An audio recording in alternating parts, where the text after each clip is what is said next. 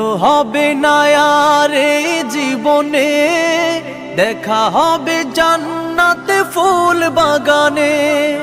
দেখা তো হবে না আর এই জীবনে, দেখা হবে জান্নাতে ফুল বাগানে। এ আশা কবুল করো আল্লাহ তুমি। শহীদ হয়েছ তুমি এটাই জানি, শহীদ হয়েছ তুমি এটাই জানি।